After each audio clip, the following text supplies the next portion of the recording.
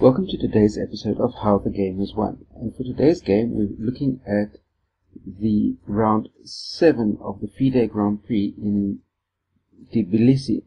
And for this game, we've got Jobava with the white pieces and Dominguez with black.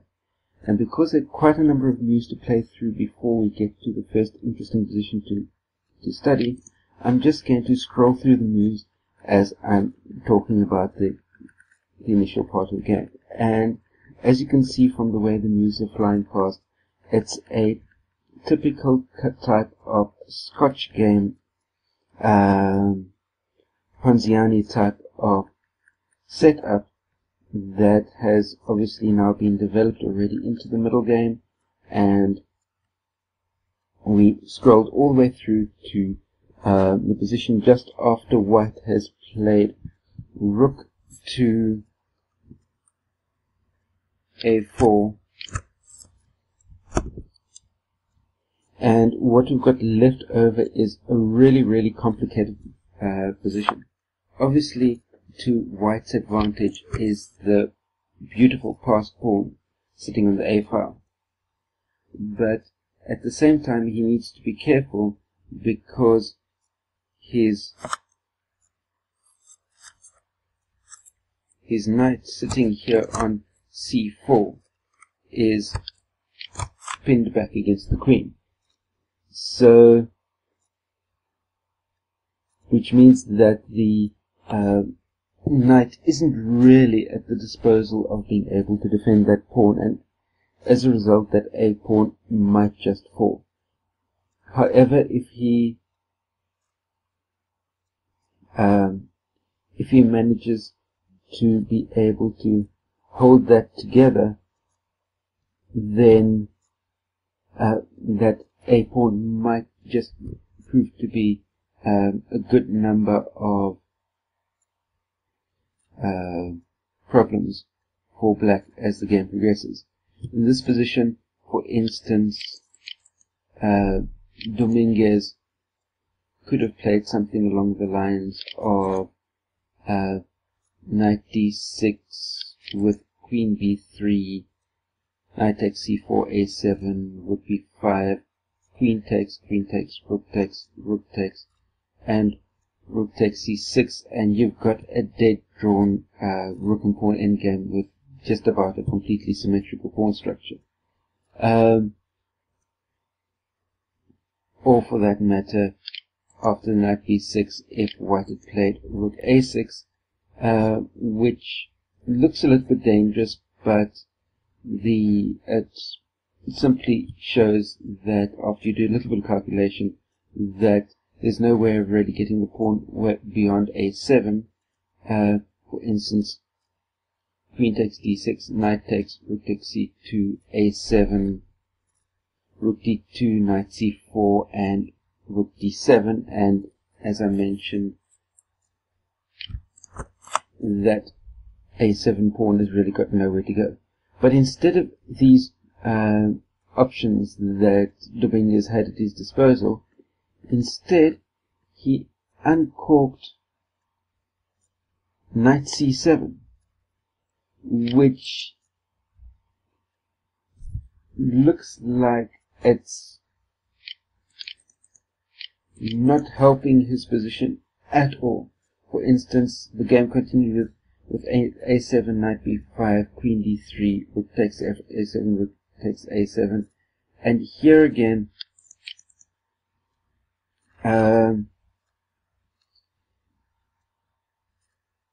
knight takes a7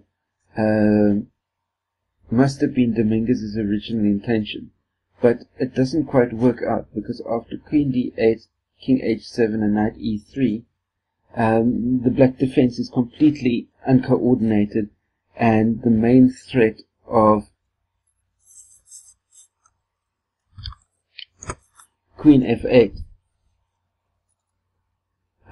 followed by the knight up to f5, or for that matter the rook up to d8. gives white effectively a mating attack. So for that reason, he didn't go for the queen d8 check option. Sorry, the knight takes a7 option. So instead, he played rook takes c4, but again, the queen comes up to d8, the king goes to h7, the other rook comes across to e7, queen takes f1, so queen goes to f6, and the white queen comes back to d7. Now, looking at this, if black can hold on to that f7 pawn, he stands a chance of maybe holding the position. But if that f7 pawn falls, then the rest of the position is going to be falling fairly shortly straight afterwards. For instance, in this position, Dominguez could have gone for something like rook c2 with queen f5 check, queen takes f5, e takes f5, but there again, that f7 pawn is still hanging and still a problem. So in this position, Dominguez went for rook d4,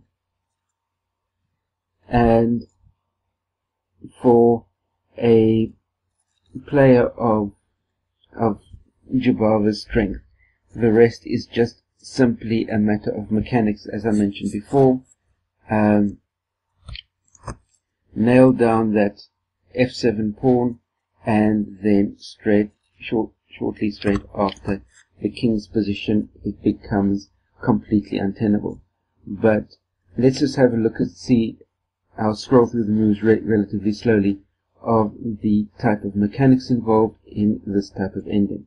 We've got rook takes d4, knight takes d4, rook f7, queen g6, f3, c5, h4, h5, king h3, queen h6, g4, h takes g, queen takes g, king g8, rook c7, knight e6, rook c8, king f7, queen f5, king e7, queen takes e5, king d7, rook a8, knight f4, king g4, queen takes a4 check, king takes h4, knight g6 check, king g3, and now black has run out of effective checks, but he picks up the queen on e5, king f4, king d6, rook d8, knight d7, rook g8, c4, rook takes g7, and as you can see now in this position, the white's rook over here has way more mobility. The black's lone remaining pawn is effectively hanging because it's in a position of being able to be mocked up relatively easily by the white rook. And what's more, white has the two connected pass pawns, and he's managed to place his king ahead of the two connected pass pawns, which effectively defends their march all the way through to the 8th rank. And with that in mind, after knight e5, king e3, c3, and black playing f4, effectively knocking the knight out of position, in this position, Dominguez resigned and the full point went across to Jobava. And that is how the game was won. Post your comments and questions down below. Let me know if this type of commentary works for you or not. If you like it, give it a thumbs up. If you don't like it at all, give it a thumbs down. That gives me a good idea of what type of content to be putting out for you over the course of the next couple of days and weeks. And last but by no means least, share this out amongst your chess friends and click that big red subscribe button down just below the bottom left hand corner of this video screen. That way you can stay subscribed to my channel for all of the new videos as I post them on a day-to-day, week-to-week basis. Stay carved up for the win out there. I'll see you next time. Cheers.